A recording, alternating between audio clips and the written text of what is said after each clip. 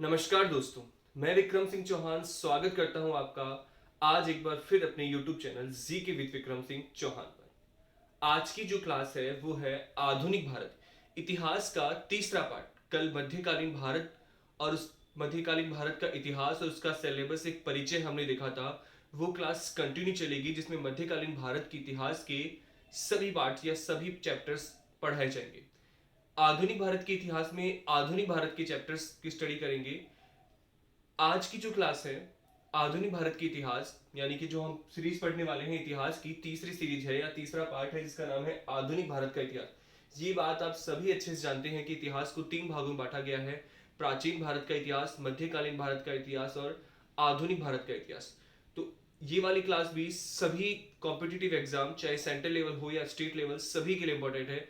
इसी के साथ आज की जो क्लास है वह इंपॉर्टेंट है बीए पार्ट थर्ड के लिए, यानी कि बीए थर्ड ईयर ये क्लास ले सकते हैं। जो कॉलेज के बच्चे हैं कोविड-19 की वजह से वो क्लास नहीं ले पा रहे हैं, कॉलेज नहीं जा पा रहे हैं, तो उनके लिए भी एक अच्छी क्लास है, सुनहरा मौका है कि वो घर बैठे अपनी स्टडी कंटिन्यू कर सकते हैं इसके जरिए। क्योंकि जो आधुनिक भारत का इतिहास है वो बीए की बुक्स में भी है, यानी बीए की जो फर्स्ट बुक आती है जिसका नाम आधुनिक भारत का इतिहास और दूसरी उनकी बुक है वर्ल्ड हिस्ट्री। तो ये पहली बुक का पार्ट उनके लिए क्लियर हो सकता है इस वीडियो के माध्यम से, तो वो लोग भी इस वीडियो को देख सकते हैं।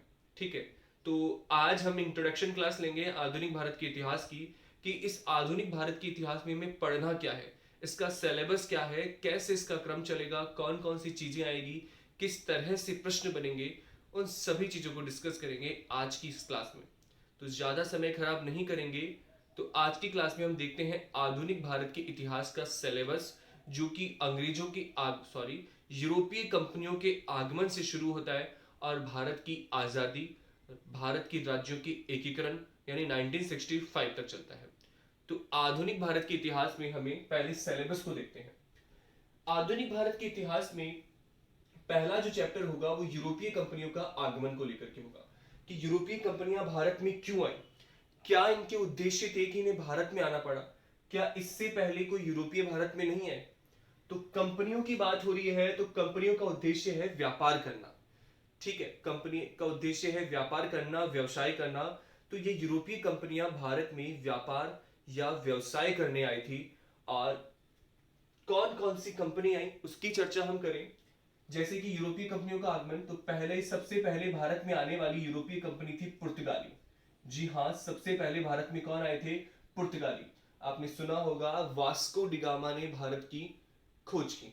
ठीक है, 1498 में वास्को डिगामा के द्वारा भारत की खोज की गई।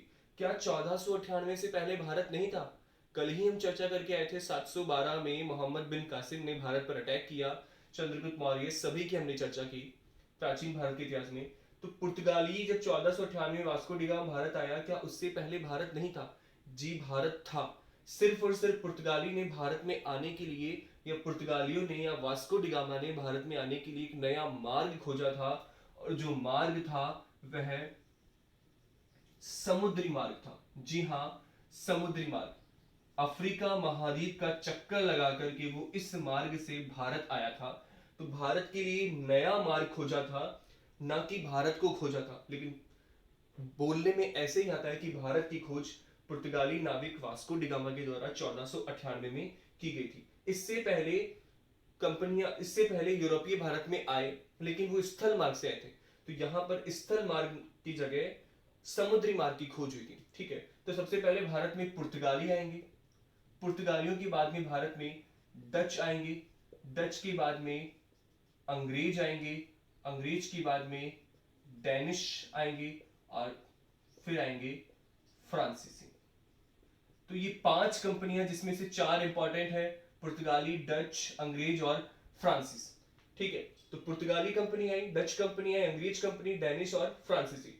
तो ये 5 कंपनियां भारत में आती है व्यापार करने के लिए। सर्वप्रथम पुर्तगाली अपना व्यापार स्थायी करते हैं, उसके बाद डचों में और पुर्तगालियों में संघर्ष होता है जिसमें डच विजयी रहते हैं, पुर्तगालियों का व्यापार सीमित हो जाता है।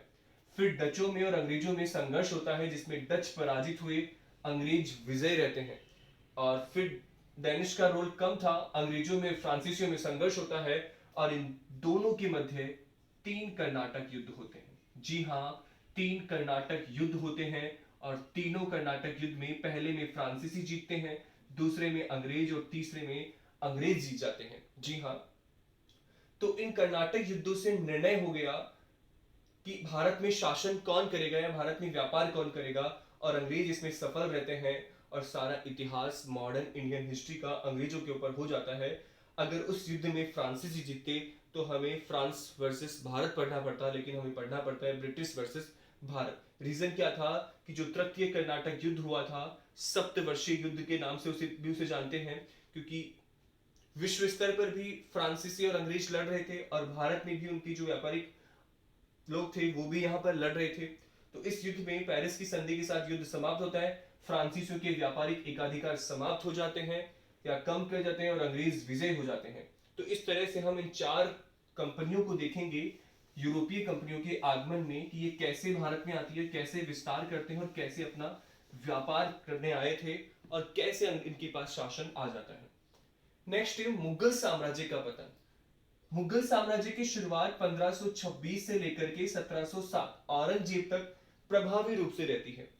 और 1707 का समय यानी औरंगजेब की मृत्यु का समय एक टर्निंग पॉइंट है इतिहास के अंदर, और 1707 के बाद में औरंगजेब के उत्तराधिकारी मुअज्जम गद्दी पर बैठता है बहादुर शाह के नाम से। ठीक है, लेकिन औरंगजेब के बाद में जो उसकी उत्तराधिकारी हुई वो कमजोर हुई। टोटल 12 शासक होते हैं जो 1707 से लेकर के 1858 या 57 तक भारत में शासन करते हैं। 12 शासक, लेकिन ये सारे ही कमजोर थे, इनका प्रभाव नहीं था। इनके समय मुगलों से सत्ता धीरे धीरे छिनती गई, उनका साम्राज्य कमजोर होता गया, स्वतंत्र राज्यों का उदय होता गया। तो हम ये भी पढ़ेंगे कि मुगल साम्राज्य का पतन कैसे हुआ, क्या रीजन हुए थे। तो decline of Mughal empire second chapter आपका यह रहेगा। अब मुगल साम्राज्य का पतन हुआ तो उसके स्थान पर नवीन राज्यों का उदय होगा। नवीन राज्य जो स्वतंत्र हुए, उदय हुआ, जिसमें बंगाल, अवध, हैदराबाद, और भी राज्य हैं मैसूर, पंजाब वगैरह। लेकिन नवीन राज्यों का उदय या स्वतंत्र राज्यों का उदय मुगल साम्राज्य के पतन के साथ ही। पहले ये राज्य मुगल के अंडर थे, लेकिन उनकी सत्ता जैसे ही कमजोर हुई, इन्होंने अपनी स्वतंत्रता स्थापित कर दी। तो 1717 में बंगाल राज्य स्वतंत्र हुआ, 1722 में अवध राज्य की स्थापना हो गई, 1724 में हैदराबाद राज्य की स्थापना होती। बंगाल की स्थापना या बंगाल को स्वतंत्र शासक बनने वाला मुर्शिद कुली खां, यहां पर शहादत खां, यहां पर निजामुल मुल्क, हम इनकी चर्चा करेंगे आगे विस्तार से। तो स्वतंत्र राज्यों का उदय बंगाल 1717, मुर्शिद कुली खां, अवध 1722, शहादत खां, हैदराबाद 1724, निजामुल मुल्क। ठीक है, आगे चर्चा करेंगे इनकी। नेक्स्ट है चौथा जो पार्ट होगा उसका नाम होगा, या चौथा जो चैप्टर होगा, ब्रिटिश राज्य की स्थापना। यानी कि British east India company Bharat में व्यापार करने आती है तो उन्होंने राज्य कैसे स्थापित कर दिया। तो ब्रिटिश राज्य की स्थापना, तो ब्रिटिश यानी अंग्रेजों ने अपने राज्य की स्थापना बंगाल से प्रारंभ की थी, और बंगाल का जो इस समय नवाब था वो नवाब अंग्रेजों से पराजित हो जाता है। ठीक है, नवाब सिराजुद्दौला वो अंग्रेजों से पराजित होते हैं और सत्ता अंग्रेजों के पास चली जाती। तो कैसे ब्रिटिश राज्य ने अपने भारत में अपने साम्राज्य की स्थापना की, वो सारी चर्चा हम करेंगे इस चौथे पार्ट में। नेक्स्ट है प्लासी का युद्ध और बक्सर का युद्ध, इसको लेकर के भी बहुत सारे प्रश्न होते हैं। प्लासी 1757 एंड बक्सर 1764। प्लासी के युद्ध में अंग्रेज और बंगाल का नवाब सिराजुद्दौला की पराजय के बाद में वहां पर नया नवाब बनता है जिसका नाम है मीर जाफर के बाद में बनता है मीर कासिम। तो प्लासी के युद्ध से अंग्रेजों को भारत में सत्ता मिल जाती है। प्लासी का युद्ध एक टर्निंग पॉइंट साबित हुआ। प्लासी के युद्ध में प्लासी के युद्ध के बाद अंग्रेजों को भारत के एक हिस्से पर जिसका नाम है बंगाल में सत्ता मिल जाती है। अंग्रेज नवाब सिराजुद्दौला को पराजित करते हैं और अपना एक कठपुतली नवाब बनाते हैं जिसका नाम है मीर जाफर। जब मीर जाफर अंग्रेजों की कार्यों को करने में सक्षम नहीं था या ये और ज्यादा धन अंग्रेजों को नहीं दे पा रहा था, इसलिए अंग्रेजों ने मीर जाफर को हटा करके कासिम को बना दिया। कासिम को अपनी कठपुतली बनाना चाहा, लेकिन कासिम ने अंग्रेजों के विरुद्ध जाकर के कार्य कर दिए, इसलिए इन्होंने कासिम को भी हटा दिया। कासिम को नवाब के पद से हटाने से ऐसा हुआ कि कासिम पुनः नवाब बनने के लिए अवध के नवाब सुजाउदौला के पास चला गया। ठीक है, अवध के नवाब सुजाउदौला के पास चला गया और यहां पर ही इसकी मुलाकात हो गई मुगल शासक शाह आलम से। तो सुजाउदौला, शाह आलम और तीसरा व्यक्ति जिसका नाम है मीर कासिम, इन्होंने एक संयुक्त सेना का गठन किया और संयुक्त सेना का गठन करके ये पहुंच गए युद्ध करने अंग्रेजों से, और जो युद्ध हुआ उसका नाम था बक्सर 1764। और अंग्रेजों ने बुरी तरीके से तीनों की संयुक्त सेना को पराजित कर दिया और अंग्रेजों की सत्ता अब बंगाल से निकल करके बंगाल, बिहार, उड़ीसा, दिल्ली तक पहुंच गई। किंतु अंग्रेज इस समय इतने पावरफुल नहीं थे कि वो इतने बड़े साम्राज्य पर सत्ता कर सके, इसीलिए इन्होंने शाह आलम और सुजाउदौला के साथ में संधि कर ली, जिसको इलाहाबाद की प्रथम और द्वितीय संधि भी कहते हैं। और इसी के साथ अंग्रेजों का साम्राज्य बढ़ता चला गया। ठीक है, तो हम चर्चा करेंगे विस्तार से आगे। तो प्लासी और बक्सर का युद्ध, नेक्स्ट है आंग्ल मराठा, मैसूर और सिख संघर्ष। अंग्रेजों ने अपने साम्राज्य के विस्तार, पूरा भारत अंग्रेजों को एक साथ प्राप्त नहीं हो गया था, धीरे धीरे उन्होंने अपनी रणनीतियों के माध्यम से भारत को प्राप्त किया।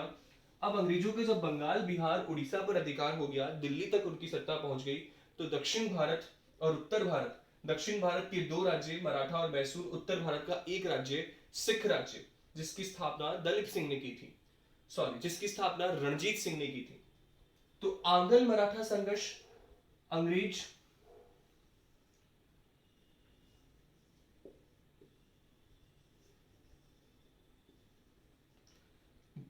प्लासी के युद्ध के बाद में अंग्रेजों का इस क्षेत्र पर अधिकार हो गया। बक्सर के बाद में अंग्रेजों की सत्ता यहां तक पहुंच जाती है और इसी बक्सर के में बंगाल, बिहार, उड़ीसा की सुबेदारी प्राप्त होगी।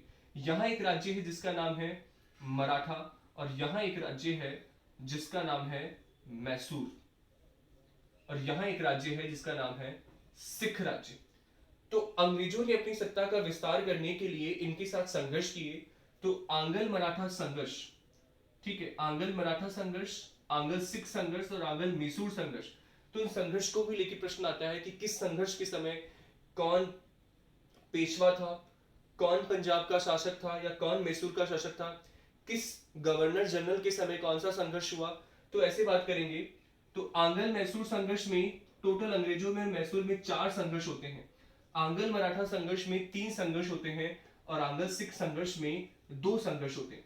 यहां जो छोटा प्रश्न बनेगा वो ये बनेगा कि फॉर एग्जांपल कि द्वितीय आंग्ल मैसूर संघर्ष में कौन मैसूर का शासक था। तो द्वितीय आंग्ल मैसूर संघर्ष में हैदर अली मैसूर का शासक रहेगा। हैदर अली की मृत्यु के बाद में टीपू सुल्तान बनेगा।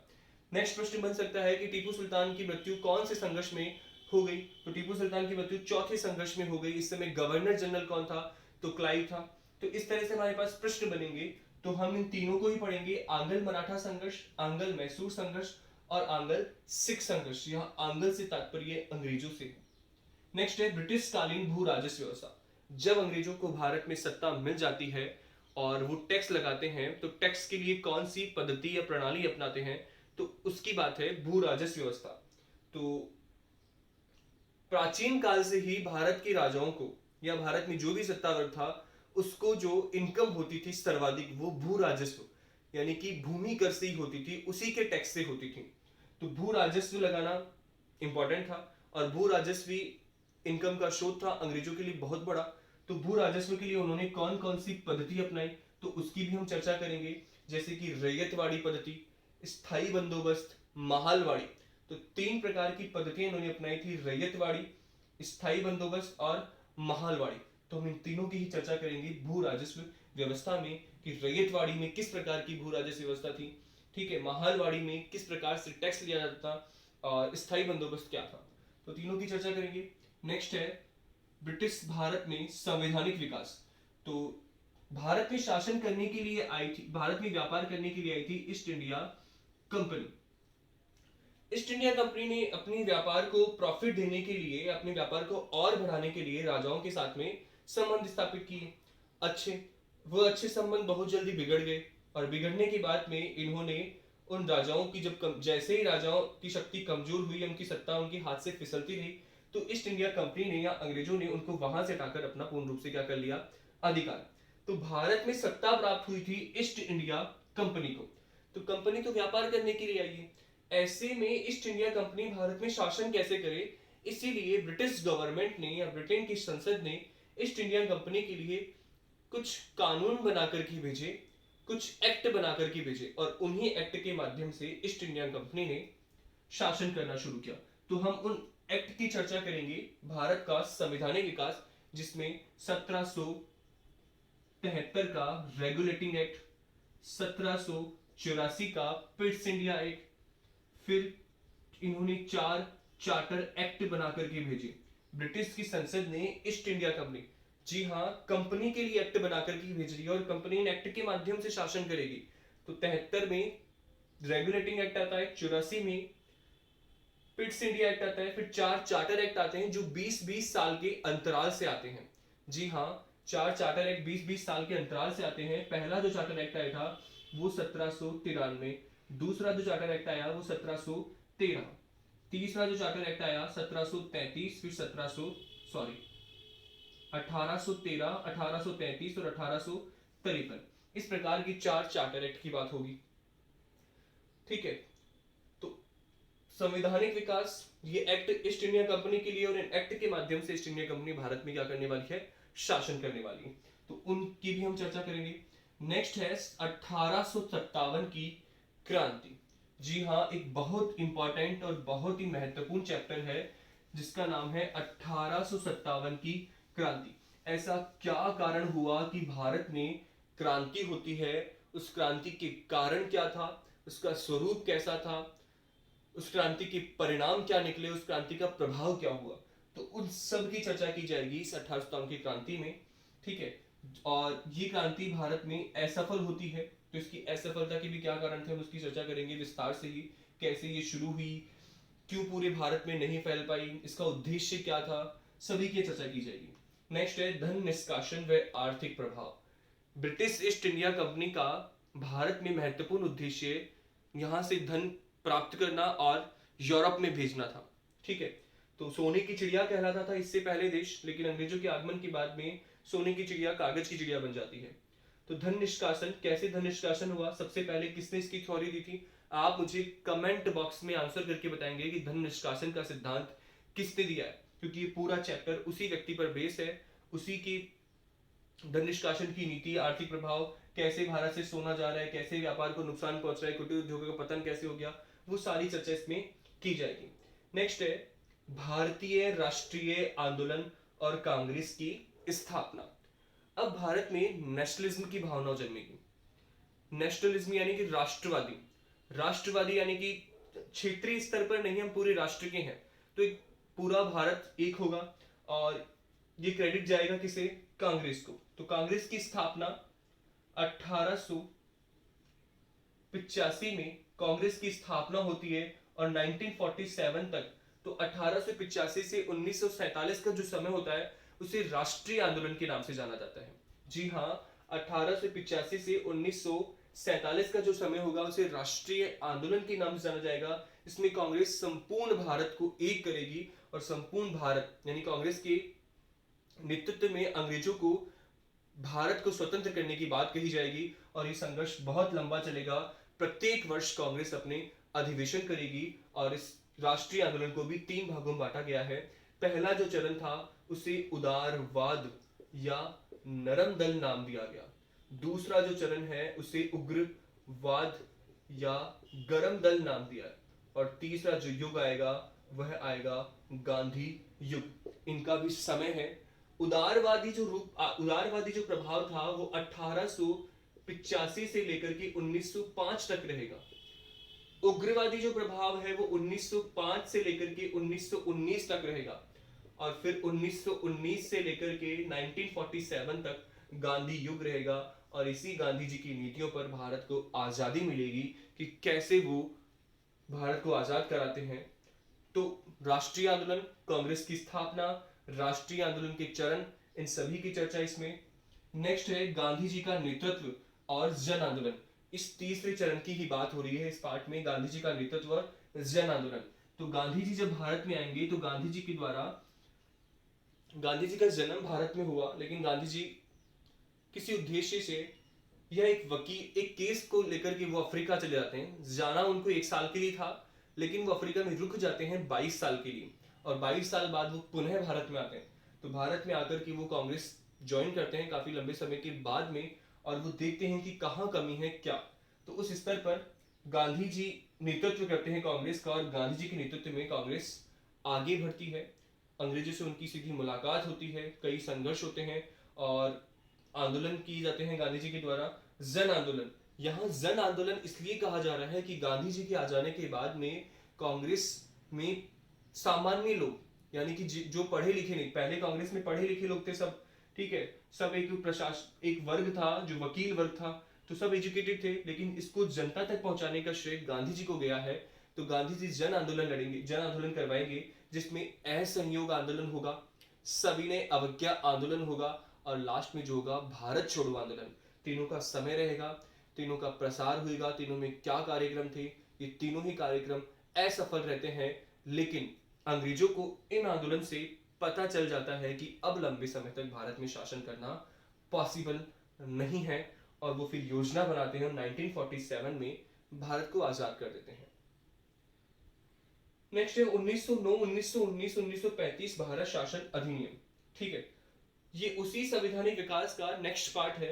ये तीनों ही एक्ट इंपॉर्टेंट है, 1909, 1919, 1935 की भारत शासन अधिनियम, तो इनकी भी चर्चा होगी, एक क्वेश्चन इनको भी लेकर के रहता ही है। नेक्स्ट है स्वतंत्रता तथा विभाजन।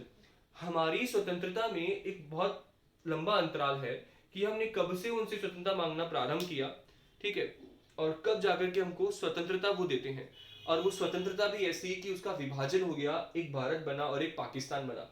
तो हम इस पार्ट में यह चर्चा करेंगे कि पाकिस्तान भारत का विभाजन क्यों हुआ, क्या रीजन रहे, कैसे हुआ, ठीक है। तो जैसे कांग्रेस की स्थापना होती है उसी प्रकार की एक राजनीतिक पार्टी और बनती है। कांग्रेस पार्टी को हिंदू पार्टी नाम दिया जाता है, और की पार्टी हिंदुओं के लिए है, और इसी के अपोजिट एक और पार्टी बनती है जो मुस्लिम वर्ग का प्रतिनिधित्व करती है, जिसका नाम है मुस्लिम लीग पार्टी। 1906, 1908 प्रथम अधिवेशन, 1906 में स्थापना। और उस मुस्लिम लीग के द्वारा जब उस मुस्लिम लीग को लगता है कि आजादी के बाद में इस पार्टी का कोई महत्व नहीं रह जाएगा, कांग्रेस संपूर्ण भारत पर अधिकार कर लेगी, तो ऐसे में मुस्लिम लीग अड़ जाती है, जिद जाती है कि हमें मुसलमानों के लिए एक पृथक देश चाहिए। तो ऐसे में जब अंग्रेजों को कोई निर्णय नहीं सोचता है, विभाजन ही उनके पास एकमात्र ऑप्शन बचता है, तो वो भारत का विभाजन कर देते हैं। 14 अगस्त पाकिस्तान और 15 अगस्त भारत। तो स्वतंत्रता तथा विभाजन, हम इसका भी चर्चा करेंगे। और नेक्स्ट है देशी रियासतों का विलय तथा एकीकरण। बहुत इंपॉर्टेंट चैप्टर है, प्रश्न बन सकता है। देशी रियासत, देशी रियासत वह रियासतें हैं जिन पर राजाओं का अधिकार था, ठीक है। तो जब कांग्रेस आंदोलन लड़ रही थी उस समय भारत दो भागों में बटा हुआ था। ये दो प्रकार की शासन व्यवस्था थी भारत में। एक वह भारत, क्योंकि 1857 में भारत की क्रांति के बाद में ईस्ट इंडिया कंपनी का शासन समाप्त हो जाता है।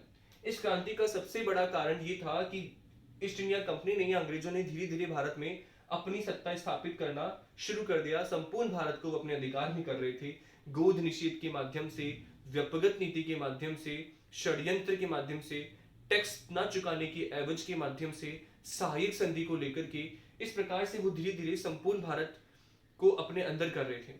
और इसी के परिणाम में ये क्रांति होती है। झांसी की रानी की झांसी हड़प लेते हैं लक्ष्मीबाई की, तो झांसी की रानी क्रांति करती है। पेशवा का पेंशन जब्त कर लेते हैं, तो पेशवा क्रांति करते हैं, पेशवा भी क्रांति में पार्ट लेते हैं, जिनको नाना साहब कहा गया था, ठीक है। बहादुर शाह के बाद बहादुर शाह को कहा गया कि आपकी मृत्यु के बाद में आपका साम्राज्य ब्रिटिश साम्राज्य मिला लिया जाएगा, मतलब आप नाम मात्र के ही रह जाएंगे, तो बहादुर शाह भी क्रांति में जुड़ जाते हैं। तो ऐसे करके इस क्रांति का में वो लोग जुड़े जो जिनका साम्राज्य अंग्रेजों ने छीना था। तो ऐसे में अंग्रेजों को ध्यान आ जाता है कि अब लंबे समय तक अगर शासन करना है तो हमें इन्हें अपने साथ लेके चलना पड़ेगा। और 1857 यानी कि 1858 महारानी की घोषणा के बाद में अंग्रेजों ने किसी भी देशी राज्य का विलय नहीं किया।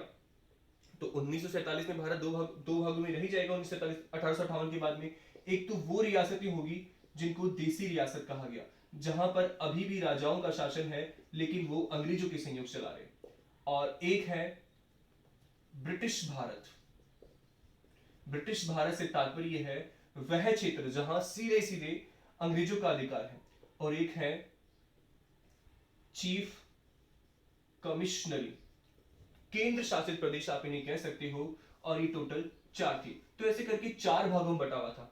अब कांग्रेस की डिमांड है कि भारत को आजाद करो, और अंग्रेज उसी भारत को आजाद करेंगे जिस पर अंग्रेजों का सीधा नियंत्रण है, चीफ कमिश्नरी और ब्रिटिश भारत। यहां पर अंग्रेजों का कोई लेना देना नहीं है।